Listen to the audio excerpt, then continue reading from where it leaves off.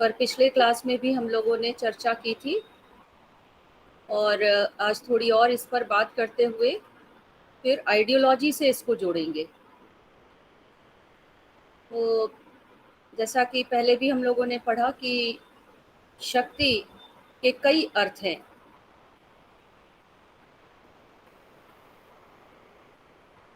और जो एक एस्पेक्ट शक्ति का पॉलिटिकल साइंस में हम देखते हैं, राजनीति विज्ञान में, वो ये है कि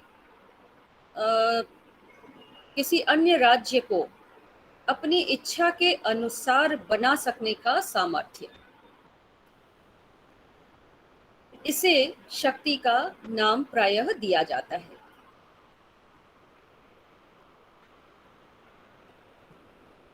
हम लोगों ने हैना आरेंट का भी शक्ति के संबंध में जो विचार है उस पर चर्चा की थी, जिसमें उन्होंने एक अलग तरीके से शक्ति को परिभाषित किया, जिसके अनुसार ability to work in concert is called power, and she distinguishes power from violence.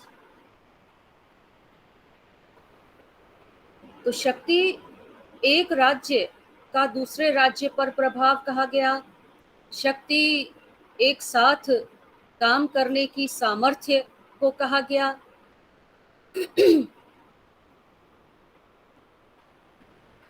शक्ति के अनेक रूप बताए गए। फिजिकल पावर हो सकती है, मटेरियल पावर हो सकती है, आइडियोलॉजिकल पावर हो सकती है। केवल सैन्य शक्ति ही शक्ति नहीं है। अगर शक्ति को परमानेंट बनाना है, स्थायी बनाना है, तो बहुत आवश्यक है कि उसे फिजिकल फोर्स के आगे ले जाया जाए। शक्ति हर राज्य की अलग अलग होती है। ये एक सापेक्ष तत्व है, कॉन्सेप्ट है, यानी किसी देश की शक्ति को हम इस आधार पर माप सकते हैं कि वो दूसरे देश के मुकाबले कैसा है। किसी देश के पास बहुत सेना हो सकती है, लेकिन उसे हम शक्तिशाली कब कहेंगे? जब हम दूसरे देश के साथ उसकी तुलना करेंगे, तभी वह संभव है कि एक देश के साथ शक्तिशाली दिखाई दे और दूसरे देश के साथ कम शक्तिशाली दिखाई दे। तो इसे एक रिलेटिव कॉन्सेप्ट कहा गया है, सापेक्ष शब्द कहा गया है। शक्ति में परिवर्तन होता रहता है। एक राष्ट्र जो आज शक्तिशाली है वो कल भी शक्तिशाली रहेगा, ये निश्चित नहीं है। शक्ति के कई अवयव हैं जिनके बारे में हमने पिछले क्लास में बात की थी, और इन्हें हम दो श्रेणियों में बांटते हैं, टेंजिबल और इनटेंजिबल। टेंजिबल यानी जो हमें दिखाई देते हैं, जो मूर्त रूप में है। इनटेंजिबल यानी जो हमें दिखाई नहीं देते, जिसके आधार पर एक राष्ट्र सॉफ्ट पावर के रूप में उभरता है। जबकि टेंजिबल का मतलब हुआ जहां पर राष्ट्र एक हार्ड पावर के रूप में, क्योंकि इसमें उसकी सैन्य शक्ति शामिल है, उसकी आर्थिक शक्ति यानी उसका धन दौलत, प्राकृतिक संपदा के साधन, ये सब शामिल है। इनटेंजिबल में मानव शक्ति यानी उसकी डेमोग्राफी, पॉपुलेशन, इसके अलावा लीडरशिप, राष्ट्र का मनोबल, विचारधारा, ये सभी इनटेंजिबल तत्वों में शामिल होते हैं। लेकिन हमने ये भी देखा कि ये सारे तत्व मौजूद हों और बस मान लिया जाए कि राज्य शक्तिशाली बन जाएगा, ये आवश्यक नहीं है। शक्ति के अवयवों का होना मात्र पर्याप्त नहीं है। उन अवयवों का अधिकतम सदुपयोग राज्य के हित के लिए, राज्य की शक्ति के विस्तार के लिए बहुत आवश्यक है।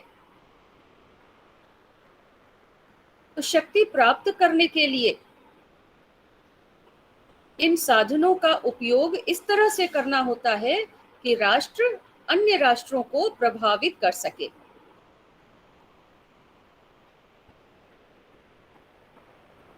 इतिहास इस बात का साक्षी है कि कई राष्ट्रों के पास ये सभी तत्व मौजूद थे, लेकिन वे शक्तिशाली नहीं बन सके।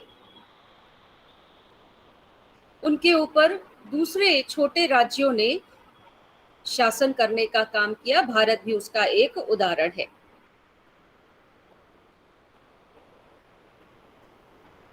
शक्ति की विभिन्न परिभाषाएं इन्हीं आधारों पर दी गई हैं।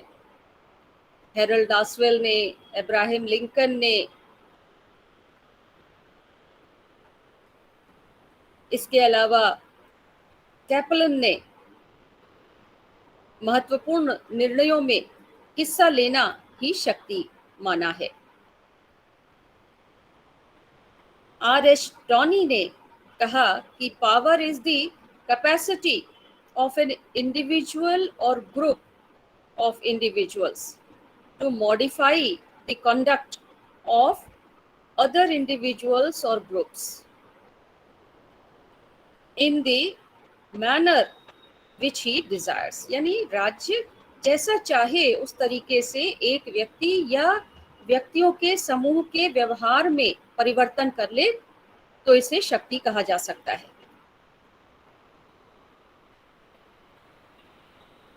जैसा हम लोगों ने देखा कि शक्ति में राजनीतिक शक्ति सबसे महत्वपूर्ण है हमारी दृष्टिकोण से, क्योंकि सैन्य शक्ति टेम्पररी है। जब तक सेना ताकतवर है तभी तक दूसरी सेना के अधिक ताकतवर बनते ही राज्य की शक्ति कम हो जाती है। तो हम अंतर्राष्ट्रीय राजनीति में राजनीतिक शक्ति की बात करते हैं और इसके अंतर्गत हम शक्ति संचय की बात करते हैं। साथ ही साथ हम अपने हितों की पूर्ति के लिए शक्ति के प्रयोग की बात करते हैं, तात्कालिक हितों की पूर्ति के लिए और दीर्घकालिक हितों की पूर्ति के लिए। साथ ही साथ यह भी देखा गया कि राज्य शक्ति संचय के लिए भी शक्ति का प्रयोग करते हैं, यानी शक्ति साधन और साध्य दोनों रूप में है। It is both a means and an end in itself. शक्ति के माध्यम से और शक्ति पाने की कोशिश ये राज्यों के द्वारा प्रायः किया जाता है। जबकि जैसा आरन ने कहा था कि violence is a means, it is not an end, whereas power is both a means and an end. Burton ने शक्ति को परिभाषित करते हुए कहा कि concept of power is a means by which demands for change are advanced। Concept of power is a means, एक साधन है by which demands for change are advanced, जिसके द्वारा परिवर्तन की मांगों को आगे बढ़ाया जाता है। It is a psycho relationship between those who exercise it and over those it is exercised। शक्ति क्या है?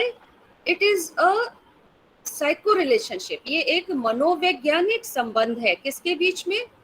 Between those who exercise it and over those whom it is exercised, जो पावर का इस्तेमाल करते हैं और दूसरी ओर जिनके ऊपर उस शक्ति का प्रयोग किया जाता है।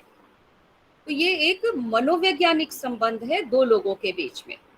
एक और वे हैं जो शक्ति का प्रयोग करते हैं और दूसरी ओर वे हैं जिनके ऊपर शक्ति का प्रयोग किया जाता है। And then what happens? It gives the former a control over the actions of the latter।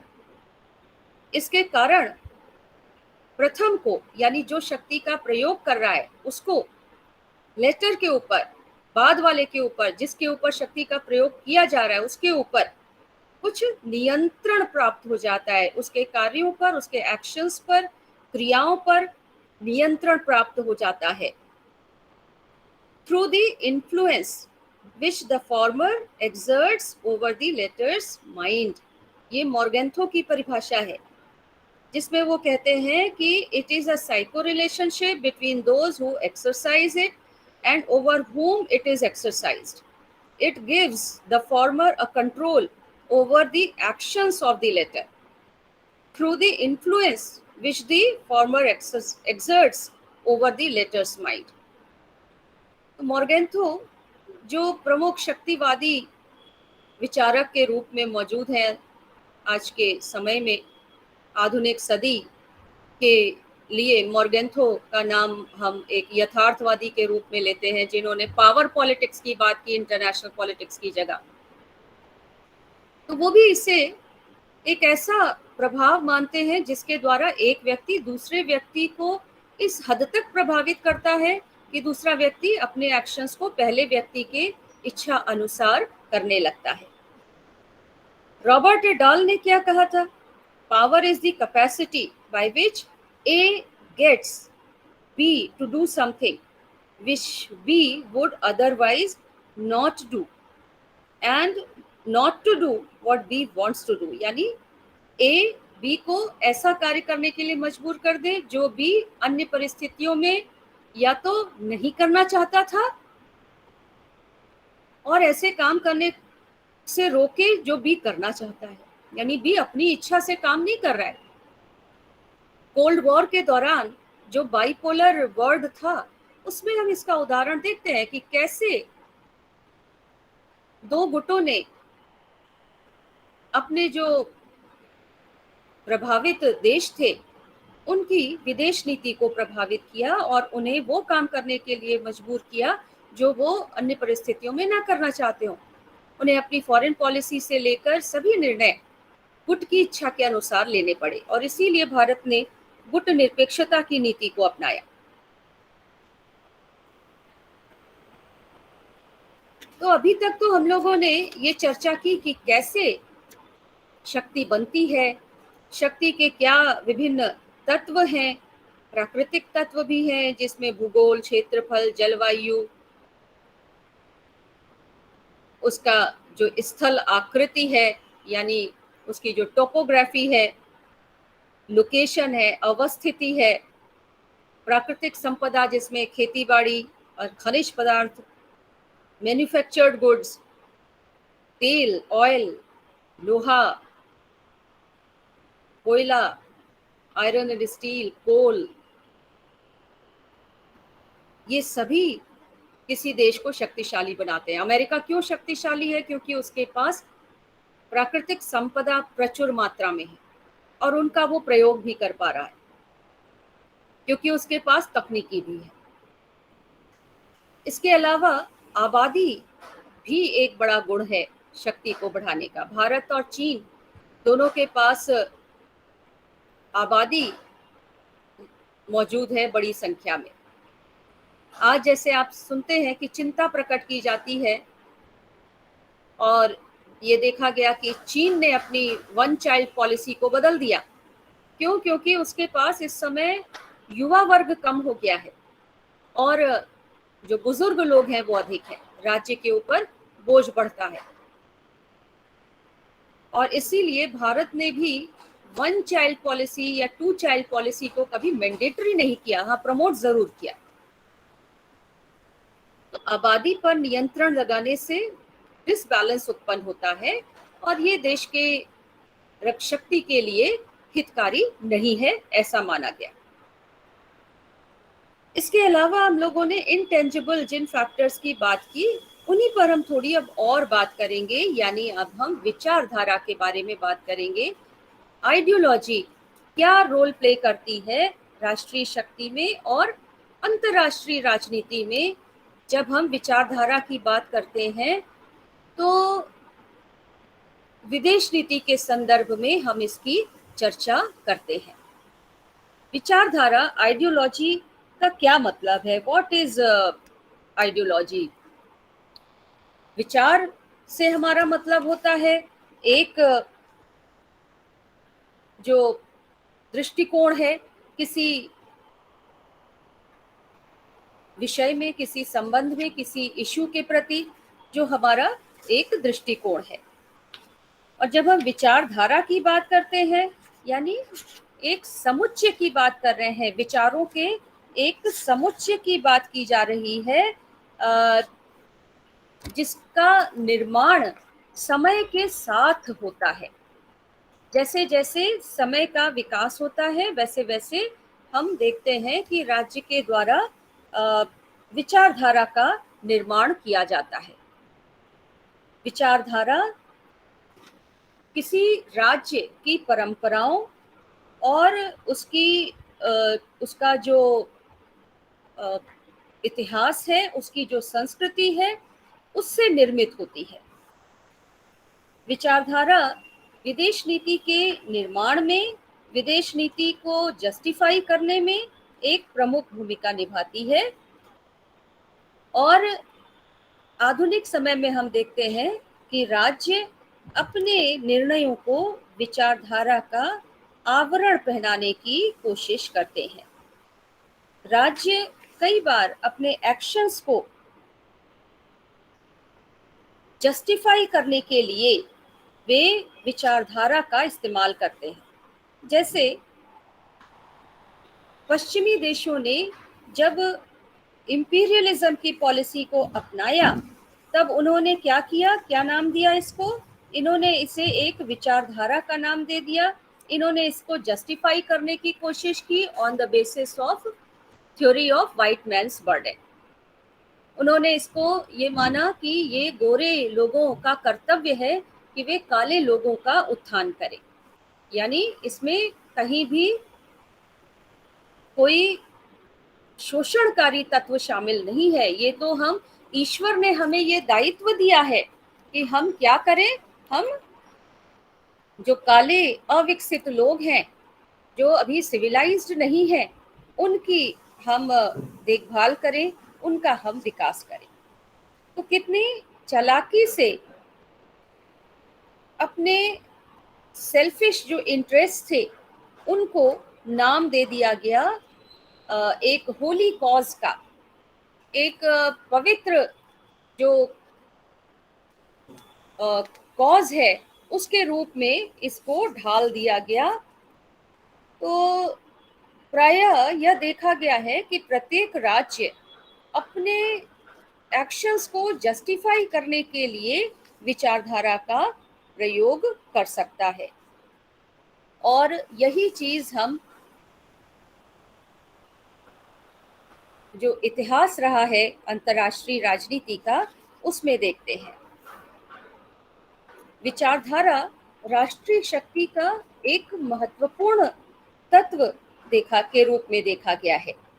और जब हम इसकी परिभाषा करते हैं तो हम कहते हैं कि विचारधारा जीवन, समाज और शासन के प्रति विचारों का एक निश्चित समूह है, जिसका प्रयोग करके प्लान तरीके से, योजनाबद्ध तरीके से सामाजिक, राजनीतिक, धार्मिक जो कार्य हैं, क्रियाएं हैं, उनको निष्पादित किया जाता है। तो विचारधारा एक और तो मनुष्य के जो अभिमत हैं, मनुष्य के जो विचार हैं, उनको लेकर चलती है, उनको रिप्रेजेंट करती है। और दूसरी ओर विचारधारा विदेश नीति के उद्देश्यों को, वास्तविक उद्देश्यों को छिपाने के लिए आवरण के रूप में भी कार्य करती है। आज के समय में अगर देखा जाए तो अंतर्राष्ट्रीय राजनीति विचारधारा से अत्यंत गहरे तक प्रभावित हुई है। द्वितीय विश्व युद्ध के बाद पूरा विश्व दो विचारधाराओं के नाम पर दो खेमों में बट गया था। एक और पूंजीवादी या लिबरल डेमोक्रेसी, उदारवादी लोकतंत्र की विचारधारा, और दूसरी ओर साम्यवादी या प्रोलेटेरिएट, सर्वहारा वर्ग के शासन को रिप्रेजेंट करने वाली विचारधारा। और इस विचारधारा के भेद ने 45 वर्ष तक, 1945 से लेकर 90 तक विश्व राजनीति को प्रभावित किया। विश्व राजनीति इसी से बनी। बाइपोलर पॉलिटिक्स, कोल्ड वॉर, विचारधारात्मक युद्ध, सैन्य संगठनों का निर्माण, यानी all politics in international field was controlled by these two ideologies. तो इस दृष्टि से देखिए तो विचारधारा का बड़ा महत्व है अंतर्राष्ट्रीय राजनीति में। विचारधारा लोगों में जोश पैदा कर सकती है, लोगों में कमिटमेंट की भावना, समर्पण की भावना पैदा कर सकती है। विचारधारा राष्ट्रों को जोड़ने का काम भी कर सकती है। आपने देखा कि राष्ट्र अपने व्यक्तिगत हितों से ऊपर उठकर विचारधारा के नाम पर एक गुट में बंध गए। कोल्ड वॉर के दौरान सोवियत संघ और अमेरिका की शक्ति के बढ़ने का एक बहुत बड़ा कारण ये बना। राष्ट्रवाद की विचारधारा इसी सिलसिले में कहा जा सकता है, जो एक अन्य विचारधारा है। नेशनलिज्म, जिसने भारत जैसे देशों में लोगों को बांधने का काम किया और ब्रिटेन की जो उपनिवेशवादी नीति थी उसका विरोध करने के लिए प्रेरित किया। तो अंतर्राष्ट्रीय राजनीति में हम देख सकते हैं कि विचारधारा का तत्व बड़ा महत्वपूर्ण रहा है और संपूर्ण विश्व की राजनीति, विभिन्न राष्ट्रों की राजनीति इससे प्रेरित होकर बनी है। जब हम विचारधारा की बात करते हैं तो इसमें कुछ अन्य तत्व भी शामिल हो जाते हैं। कौन से तत्व हैं?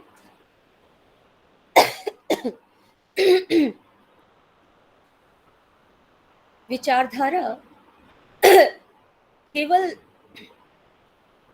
साम्यवादी और पूंजीवादी ही नहीं थी, बल्कि इसमें हम इंपीरियलिज्म को भी रख सकते हैं, साम्राज्यवादी विचारधारा को रखते हैं, हम उपनिवेशवादी विचारधारा को रखते हैं, हम यथास्थितिवादी विचारधारा को रखते हैं, और इसके अलावा कुछ एम्बिगुअस विचारधाराएं या अस्पष्ट विचारधाराएं भी मोर्गेंथो ने उनकी चर्चा की है। मोर्गेंथो ने विचारधारा का विश्लेषण विदेश नीति के संदर्भ में किया है और वे लिखते हैं कि कुछ विशेष प्रकार की विचारधाराएं कुछ विशेष प्रकार की अंतर्राष्ट्रीय नीतियों से जुड़ी हुई हैं और इसी सिलसिले में वो 3 तरीके की विचारधाराएं कहते हैं। यथास्थिति की विचारधारा यानी स्टेटस को मेंटेन करने वाली आइडियोलॉजी ऑफ स्टेटस को। इसका मतलब क्या है कि राष्ट्र जैसी स्थिति है उसी को बनाए रखना चाहते हैं। वह राज्य यथापूर्व स्थिति स्टेटस को मेंटेन रखने की नीति को अपनाता है और अपनी शक्ति की रक्षा का प्रयत्न करता है। ऐसे बहुत सारे राष्ट्र रहे हैं इतिहास में जिनके द्वारा इस नीति को अपनाया गया है, जैसे स्विट्जरलैंड, डेनमार्क, नॉर्वे। ये देश यथास्थिति को बनाए रखना चाहते हैं क्योंकि उनको लगता है कि इस स्थिति में जो है अभी उसमें उनकी स्थिति ठीक ठाक है और इसलिए इसमें परिवर्तन की आवश्यकता नहीं है। दूसरी ओर परिवर्तनवादी नीति है, रिविजनिस्ट स्टेट्स हैं जो जैसा है उससे संतुष्ट नहीं है, उसमें परिवर्तन चाहते हैं। इसको हम आइडियोलॉजी ऑफ इंपीरियलिज्म भी कह सकते हैं, साम्राज्यवाद की विचारधारा भी कह सकते हैं। और अनेक राज्यों ने इस विचारधारा को अपनाया। 19वीं शताब्दी में ब्रिटेन, जर्मनी और उसके बाद जापान इत्यादि के द्वारा 20वीं शताब्दी के आरंभ में, और अगर आप और पीछे चले जाएं 18वीं शताब्दी में तो पुर्तगाल, हॉलैंड, फ्रांस, इन सभी देशों ने साम्राज्यवादी नीति को अपनाया, क्योंकि उन्हें अपनी शक्ति पर विश्वास था। उनको लगता था कि वो बहुत ताकतवर हैं और वे अपने साम्राज्य का विस्तार कर सकते हैं। They wanted change. They were not happy with what they had, and they believed that through power they can achieve more power. तो उन्होंने अपनी शक्ति को बढ़ाने के लिए साम्राज्यवाद की नीति का प्रयोग किया और एशिया में, अफ्रीका में अपने एम्पायर का विस्तार किया। इसके बाद हम राष्ट्रवादी विचारधारा को भी देखते हैं। वैसे मॉर्गेंथो ने उसके विषय में नहीं बताया है। मॉर्गेंथो तो ये कहते हैं कि यहाँ कुछ अस्पष्ट विचारधाराएं भी हैं, एम्बिगुअस आइडियोलॉजीज भी हैं, जिसमें जैसे शांति की विचारधारा है या राष्ट्रवादी विचारधारा है, इनको हम रख सकते हैं। अंतर्राष्ट्रीय कानून की भी विचारधारा है कि कानूनों के माध्यम से विश्व में शांति की स्थापना करना। तो ये सभी जो विचारधाराएं हैं वे विदेश नीति के लिए इस्तेमाल में लाई जाती हैं।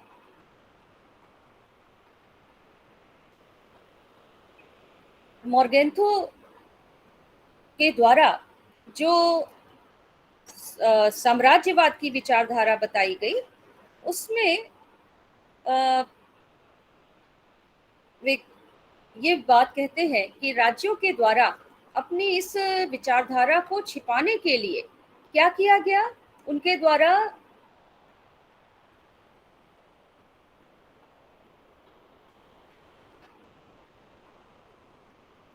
क्रिश्चियन जो डॉक्ट्रिन है या ड्यूटी है या नेशनल मिशन है, इन सारी बातों को कहा गया कि ये तो हमारा कर्तव्य है कि हम जो अफ्रीका और एशिया के दबे कुचले लोग हैं उनका उत्थान करें। और इसी के नाम पर उनके द्वारा इन देशों को अपनी कॉलोनी के रूप में स्थापित किया गया। तो राज्य अपनी विदेश नीति के लिए विचारधारा का प्रयोग एक प्रिटेक्स्ट के रूप में करते हैं, एक आवरण के रूप में करते हैं, ऐसा मॉर्गेंथो का मानना था। अब आगे जो समय आया उसमें एक विचार विकसित हुआ। 1960 के दशक में डैनियल बेल के द्वारा एक विचार दिया गया और वो था एंड ऑफ आइडियोलॉजी, विचारधारा का अंत। यानी ये माना गया कि एक समय के बाद विचारधारा का अंत हो जाता है, क्योंकि राष्ट्र अपने हित के बारे में सोचते हैं और राष्ट्रीय हित सबके एक जैसे हैं। सब सुरक्षा चाहते हैं, सब विकास चाहते हैं, और ऐसी स्थिति में जो विचारधाराओं का अंतर है उसका अंत हो जाता है। अगर आप विचारधारा के अंत के विचार को देखें तो हम पाते हैं कि 1969-70 में आते आते चीन की जो साम्यवादी विचारधारा थी उसमें कितने परिवर्तन आ गए। उसने अमेरिका के साथ मित्रता की और अमेरिका जो कोल्ड वॉर के दौरान उसका सबसे बड़ा कंटेंडर स्टेट रहा था, एक कैपिटलिस्ट स्टेट था, और ऐसा सोचा भी नहीं जाता था कि चीन जैसा साम्यवादी देश एक पूंजीवादी देश के साथ मित्रता कर लेगा।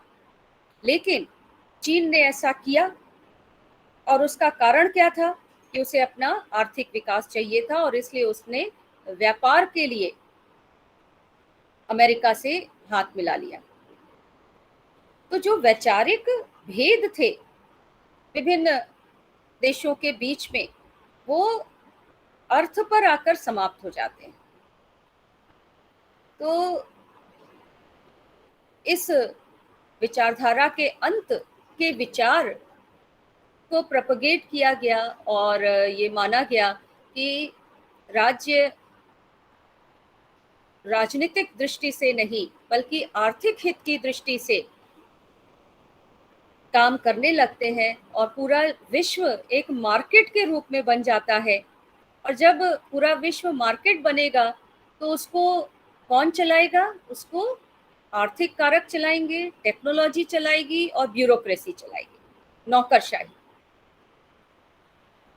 और सभी देशों में चूंकि इस प्रकार की स्थिति उत्पन्न हो जाती है, इसलिए राज्यों के बीच में जो विचारधारात्मक अंतर है वो समाप्त हो जाते हैं। देखिए, अभी भी हम देखते हैं कि एक और जब 1970 में अमेरिका और चीन के बीच में आर्थिक कारणों से दोस्ती हुई, तो वहीं अगर आप 2010 के बाद देखें तो अमेरिका और चीन में आर्थिक कारणों से ही प्रतिद्वंदिता भी शुरू हो गई। दोनों देशों में कोई वैचारिक आज मतभेद नहीं है, उनके बीच में जो भी संघर्ष है वो ट्रेड को लेकर है। ट्रेड वॉर दोनों के बीच में चल रहा है। तो आज व्यापार अधिक महत्वपूर्ण हो गया है बनिस्बत के विचारधारा के। वहीं आप देश के अंदर भी देख लीजिए, आज सभी देशों में ये विचार है कि सभी दल जनता के विकास के लिए काम करें। अंत्योदय की बात हर दल करता है, समाजवादी दल भी करते हैं और जो दक्षिणपंथी दल है वो भी कहते हैं कि हम तो अंत्योदय चाहते हैं। एक और दीनदयाल उपाध्याय का मानवतावाद है जो आखिर में अंत्योदय पर आकर ही टिकता है, तो दूसरी ओर भीमराव अंबेडकर का विचार है जो समाज के अंतिम व्यक्ति के उदय की बात करता है। तो कहाँ हम अंतर पाते हैं? लोहिया के विचारों में या दीनदयाल उपाध्याय के विचारों में, और इनके विचारों से प्रेरित जो दल बने। तो देश के अंदर, भारत के लिए ही नहीं बल्कि अमेरिका में भी आप देखिए, अमेरिका में तो ये कहा ही जाता है कि जो यहाँ पे दोनों दल हैं, डेमोक्रेटिक और रिपब्लिकन पार्टी, वो दो अलग अलग बोतलों में भरी एक दवा है जिस पर केवल लेबल अलग अलग लगा हुआ है। ब्रिटेन में आप देख लीजिए, ब्रिटेन में तो ये रिकॉन्सिलिएशन 1940-45 से ही शुरू हो गया था, जब लेबर पार्टी और लिबरल पार्टी और कंजर्वेटिव पार्टी, इन सभी में जो मतभेद थे वो धीरे धीरे कम होने लगे। आज कंजर्वेटिव पार्टी ने अपने आप को कैसे बना के रखा है? अनुदारवादी रूढ़िवादी दल ने, उसने भी अपने एजेंडा में परिवर्तन किया। आज वो जमींदारों और लॉर्ड्स के हित की बात नहीं करता है, वो भी आम आदमी के हित की बात करता है। लिबरल पार्टी की इसीलिए जरूरत ही खत्म हो गई क्योंकि दोनों, कंजर्वेटिव और लेबर पार्टी, दोनों ही एक तरह की बात कर रहे थे, दोनों ही व्यक्तिगत स्वतंत्रता की बात कर रहे थे, विकास की बात कर रहे थे। तो देश के अंदर आप देख लीजिए, जहां विचारधाराओं के बीच में अंतर प्रायः समाप्त हो गया है क्योंकि सभी जनहित की बात कर रहे हैं, जनता के विकास की बात कर रहे हैं। और वहीं अंतर्राष्ट्रीय स्तर पर भी हम देखते हैं कि आज एक औद्योगिक समाज की स्थापना हो जाने के कारण जो अंतर था राज्यों के बीच में विचारधारा के आधार पर, वो समाप्त हो गया है। और इसीलिए चूंकि समाजवाद और पूंजीवाद दोनों के बीच में जो गहरे अंतर थे वो अब डाइल्यूट हो गए हैं।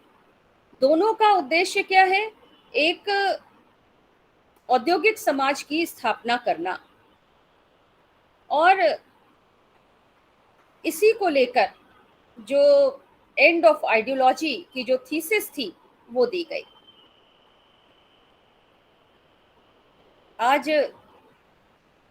विश्व की दो प्रमुख विचारधाराओं के बीच में विशेष अंतर रह नहीं गया। दोनों ही, साम्यवादी और पूंजीवादी, दोनों ही राज्यों में इंडस्ट्रियल सोसाइटी का निर्माण हो गया है।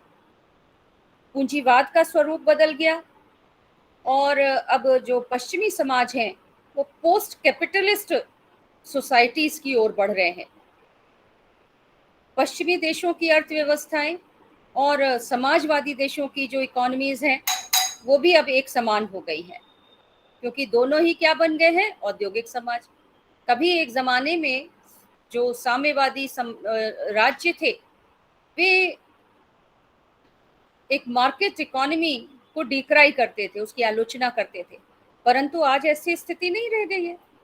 तकनीकी और वैज्ञानिक उन्नति ने दोनों समाजों के अंतर को मिटा दिया है और समाजवादी और जो पूंजीवादी समाज हैं उनकी समस्याएं आज वैचारिक नहीं रह गई हैं, बल्कि तकनीकी, वैज्ञानिक और प्रशासनिक है। यानी आज bureaucracy is playing a role, नौकरशाही आज भूमिका निभा रही है इन राज्यों में विकास के लिए। आज तकनीकी और विज्ञान की भूमिका बढ़ गई है इस औद्योगिक समाज के, और ये सभी में कॉमन है, चाहे वो एक समाजवादी राज्य हो और चाहे वो एक पूंजीवादी राज्य हो, दोनों एक ही प्रकार की स्थिति में है। आज सामाजिक क्रांति मुख्य सवाल नहीं है, आज मुख्य सवाल क्या है, सोशल इंजीनियरिंग। यानी today we are not talking about revolution, we are talking about re-engineering, कि कैसे समाज में बदलाव लाया जाए जिससे सबका विकास हो सके। इसी आधार पर कि चूंकि समाजवाद और पूंजीवाद दोनों में परिवर्तन आ जाने के कारण ये दोनों ही विचारधाराओं के बीच में जो अंतर थे वो ब्लर हो गए हैं, वो बहुत कम हो गए हैं, मिट गए हैं। इसी आधार पर विचारधारा के अंत के विषय में बताया गया, जैसा हम लोगों ने देखा था कि 1960 के दशक में ये विचारधारा के अंत का विचार दिया गया, डैनियल बेल के द्वारा इस विचार को दिया गया। और इस विचारधारा के अंत की जो ये डिबेट है वो एक महत्वपूर्ण डिबेट के रूप में दिखाई देती है इस दौरान। इस पर विशेष ध्यान देने की ज़रूरत है, क्योंकि जहां 1960-65 के समय में विचारधारा के अंत की बात कही गई, तो वहीं 1990 के समय में एंड ऑफ हिस्ट्री की बात कही गई। तो दोनों ही बातें एक और इशारा करती है, विचारधारा का अंत और इतिहास का अंत। इतिहास का अंत भी ये कहता है कि आज चूंकि सोवियत यूनियन समाप्त हो चुका है, समाजवादी विचारधारा का अंत हो गया है और इसलिए अब कोई डिबेट बची नहीं है। इसमें एक आर्गुमेंट ये दिया गया कि इतिहास का विकास हम डायलेक्टिक्स के माध्यम से, द्वंद्ववाद के माध्यम से हम देखते हैं, और चूंकि अब कोई द्वंद्व ही नहीं है, समाजवाद और पूंजीवाद जैसा कोई द्वंद्व है नहीं, और इसलिए अब हम इतिहास के चरम पर पहुंच गए हैं और अब यहाँ पर और अधिक परिवर्तन की आवश्यकता नहीं रह गई है। तो ये जो विचार था उसने कॉम्प्लीमेंट किया एंड ऑफ आइडियोलॉजी के सिद्धांत को। तो ये दोनों ही जो थीसिस हैं वो बड़ी महत्वपूर्ण बन जाती हैं आज के समय में। और एंड ऑफ हिस्ट्री की बात फुकुयामा के द्वारा दी गई जब कोल्ड वॉर का अंत हो गया, तब ये कहते हुए कि इसका मतलब है कि पूंजीवाद जीत गया इस द्वंद्व में, और अगर कोई राष्ट्र आज भी इस बात को स्वीकार नहीं करता है तब क्या होगा, तब क्लैश ऑफ सिविलाइजेशन हो सकता है, जो सिद्धांत सैमुअल पी हंटिंगटन ने दिया। फुकुयामा शिष्य थे हटिंगटन के, और एक और एक ने एंड ऑफ हिस्ट्री की बात की, इतिहास के अंत की बात की, तो दूसरी ओर बात की गई क्लैश ऑफ सिविलाइजेशन की, जिसके अनुसार सभ्यताओं में संघर्ष सुनिश्चित है। और अगर हम आगे उसके समय में देखें, जो अमेरिका पर जो 9/11 का अटैक हुआ, वो क्लैश ऑफ सिविलाइजेशन का जो विचार है उसको काफी सही साबित करता है। हटिंगटन ने अपनी पुस्तक में कुछ सिविलाइजेशंस की चर्चा की थी। उनका मानना था कि ये जो सिविलाइजेशंस हैं वो ज़्यादातर कुछ राज्यों में बंधी हुई हैं, लेकिन कुछ ऐसी भी सिविलाइजेशंस हैं जिनको हम राज्यों में नहीं बांध सकते, जो ज्योग्राफिकल बाउंड्रीज हैं, जैसे क्रिश्चियनिटी है, जैसे इस्लाम है। अब जैसे हिंदुइज्म है तो वो भारत के साथ आइडेंटिफाई होता है, तो चूंकि इस्लामिक वर्ल्ड और क्रिश्चियन वर्ल्ड की कोई बाउंड्रीज नहीं है, इसलिए उनके बीच में क्लैश अधिक संभावित है। और आप देख ही रहे हैं कि इस प्रकार की स्थिति 9/11 के बाद दिखाई दे रही है, और पूर्व में भी क्रिश्चियनिटी और इस्लाम के बीच में क्रूसेड्स हो चुके हैं, कई लड़ाइयाँ लड़ी जा चुकी हैं। तो डैनियल बेल और उनके साथ साथ लिप्सिट ने भी एंड ऑफ आइडियोलॉजी का सिद्धांत दिया, तो दूसरी ओर फ्रांसिस फुकुयामा ने एंड ऑफ हिस्ट्री का सिद्धांत प्रतिपादित किया, और उसके बाद सैमुअल पी हटिंगटन ने क्लैश ऑफ सिविलाइजेशन की बात कही। तो इन दोनों ही विचारों को आज अंतर्राष्ट्रीय राजनीति में एक प्रमुख स्थान मिला हुआ है। Although both the theories are criticized and it is said that it is wrong to say that ideology के बीच में जो अंतर है वो उनका अंत हो गया है, और इनफैक्ट ये कहा गया कि जो वेस्टर्न स्कॉलर्स हैं वो इनडायरेक्टली इसके माध्यम से जो वेस्टर्न वे है या जो पूंजीवादी विचारधारा है उसकी सुप्रीमेसी को स्थापित करना चाहते हैं, और इसीलिए मार्क्सिस्ट स्कॉलर्स इसको क्रिटिसाइज करते हैं। Marxist scholars hold that it is wrong to believe that the welfare state has resolved the conflicts, और वो एंड ऑफ आइडियोलॉजी की थीसिस से एग्री नहीं करते हैं। ये भी कहा गया कि एंड ऑफ आइडियोलॉजी अपने आप में एक आइडियोलॉजी है, और because it's itself is an ideology, then how can we say that ideologies have ended? In fact, end of ideology thesis को देने वालों का ये भी मानना था कि एक समय के बाद आइडियोलॉजीज का महत्व समाप्त हो जाता है, क्योंकि सभी राज्य एक ही जैसे हितों की बात करते हैं, और इसलिए ये थीसिस उन्होंने दी थी। तो मार्क्सिस्ट इसका विरोध करते हैं, और उनका मानना है कि ये तरीका है वेस्टर्न वर्ल्ड का अपनी सुप्रीमेसी को एस्टैब्लिश करने का, और ये आइडियोलॉजी देकर वे खुद ही कॉन्ट्रेडिक्ट कर देते हैं एंड ऑफ आइडियोलॉजी के सिद्धांत को। So please read more about end of ideology end of history in your post graduation you will know more about it। इसके बारे में आप और जानेंगे इसके विषय में, बट स्टिल आपसे ये पूछा जा सकता है कि एंड ऑफ आइडियोलॉजी का क्या मतलब है, और सिमिलरली एंड ऑफ हिस्ट्री का क्या मतलब है, और क्लैश ऑफ सिविलाइजेशन का सिद्धांत क्या कहता है।